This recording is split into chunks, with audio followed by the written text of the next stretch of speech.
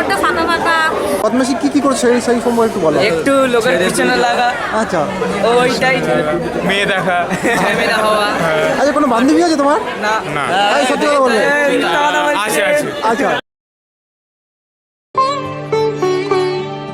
উৎসবের অঙ্গনে আজ সবার আমন্ত্রণ, উৎসবের অঙ্গনে আজ সবার আমন্ত্রণ, উৎসবের শোভালোকে আজ আলোকিত মন, উৎসবের শোভালোকে আজ আলোকিত মন, উৎসবের অঙ্গনে আজ সবার আমন্ত্রণ।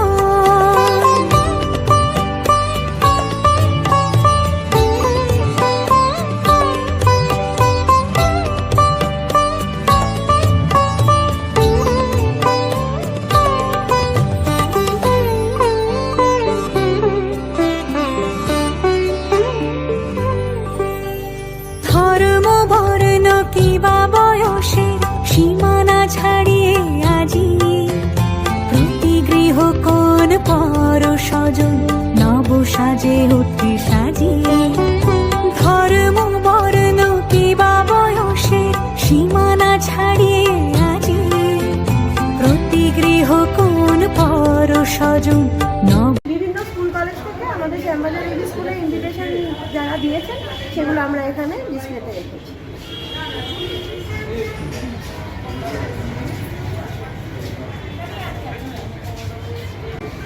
শ্যামবাজার এবি স্কুল আমাদের 170 বছর, তাই তো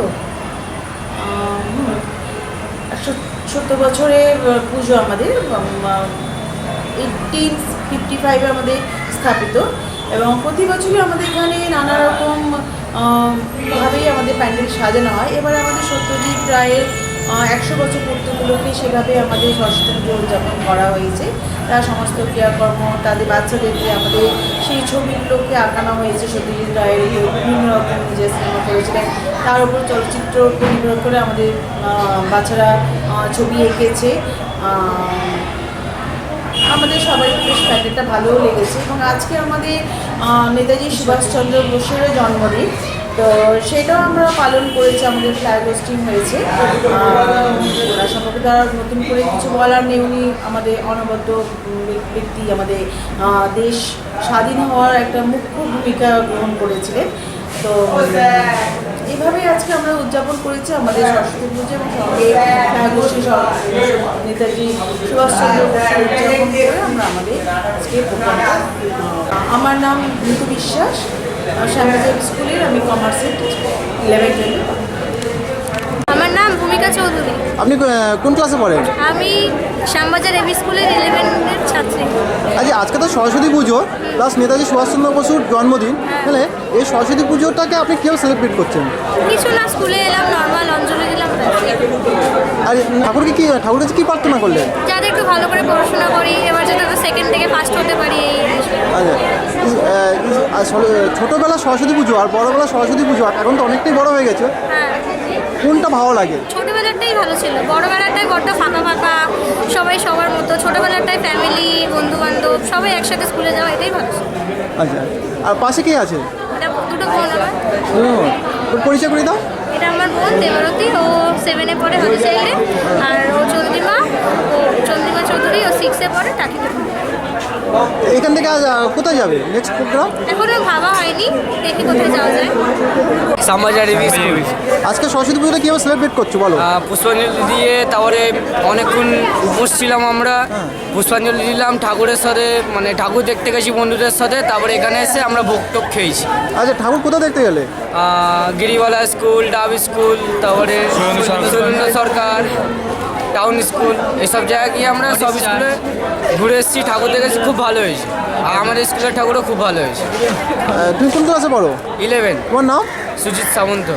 আচ্ছা, বন্ধুদের সাথে একটু পরিচয় করে দাও। এটা আমার সুজিত দাস, ভালো বন্ধু, যে আমার প্রথম।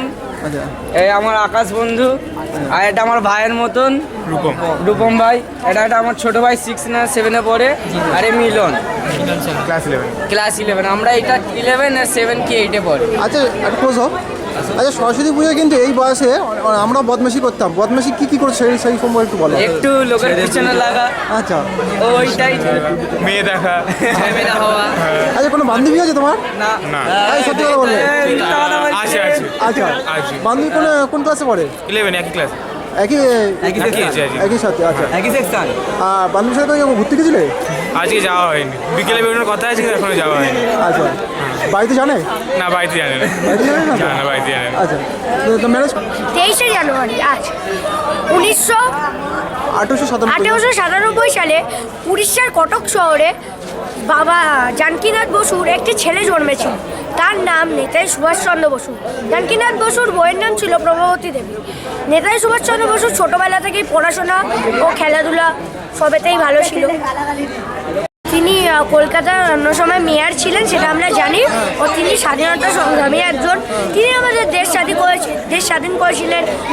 ও তেনার সাথে অনেকজন আমাদের দেশ স্বাধীন করেছিলেন, যেরকম গান্ধীজি, প্রফুল্লচন্দ্র চাকি, ভগৎ সিং, ক্ষুদিরাম বসু হচ্ছে অন্যতম, যিনি 18 বছর বয়সে দেশের জন্য প্রাণ ত্যাগ করেছিলেন। করেছে। সেখান থেকে 1918 সালে বিএ পাস করেন তিনি। 1919 সালের 15 সেপ্টেম্বর কয়েক সপ্তাহ আগে প্রথম বিশ্বযুদ্ধের ভয়াবহতা শেষ হয়েছে। তখনই ভারত ছেড়ে সুভাষ পাড়ি জমালেন ইংল্যান্ডে। এপ্রিলের 13 তারিখ ভারতে ঘটে যায় ইতিহাসের অন্যতম নৃশংস এক হত্যাকাণ্ড। ব্রিটিশ সেনারা পাঞ্জাবের জালিয়ানওয়ালাবাগে চালায় এক নারকীয় হত্যাকাণ্ড। ক্ষোভে ফুঁসে ওঠে সারা ভারতবর্ষ। রবীন্দ্রনাথ ঠাকুর ইংরেজদের প্রদত্ত নাইট উপাধি বর্জন করেন। ভারতীয় সাধারণ জনগণের মতো তার মনেও চাপা ক্ষোভ দানা বাঁধতে থাকে। দেশের মানুষকে পরাধীনতার শৃঙ্খল থেকে মুক্ত করতে ভারতে ফিরে এলেন সুভাষচন্দ্র। 1921 সালে যখন ভারতে এলেন, তা 1.5 বছর আগে কংগ্রেস মহাত্মা গান্ধীর অহিংস ও অসহযোগ আন্দোলনে যোগ দিয়েছে। এই আন্দোলনের খুঁটিনাটি নিয়ে গান্ধীর সঙ্গে বিস্তর আলাপ আলোচনা করার পরেও সন্তুষ্ট হতে পারেননি সুভাষচন্দ্র বসু। এই পরপরই যখন চৌরিচৌরার ঘটনায় গান্ধী তার অসহযোগ আন্দোলন প্রত্যাহার করে নিলেন, তখন কংগ্রেস ও গান্ধীর উপর হতাশ হয়ে পড়লেন সুভাষচন্দ্র বসু। 1930 সাল নাগাদ কংগ্রেসের প্রভাবশালী নেতাদের মাঝে স্থান করে নিয়েছিলেন সুভাষচন্দ্র। 1925 সালে অসহযোগ আন্দোলন আবারও জোরদার হয়েছে। আন্দোলনের এক পর্যায়ে আবারও গ্রেপ্তার হয়ে জেলে গেলেন সুভাষ। আগের থেকে অনুভব করেছিলেন শরীরটা সুস্থ নেই। জেলে গিয়ে আরো বিপত্তি বাড়ল। চিকিৎসার জন্য যেতে হলো তাকে অস্ট্রেলিয়ার রাজধানী ভিয়েনাতে। সেখানে তার পরিচয় হলো এমিলি সেন্টারের সাথে। সংগ্রামী জীবনের মধ্যেও সেই সময়টাকে সুভাষের রোমান্টিক পিরিয়ড বলে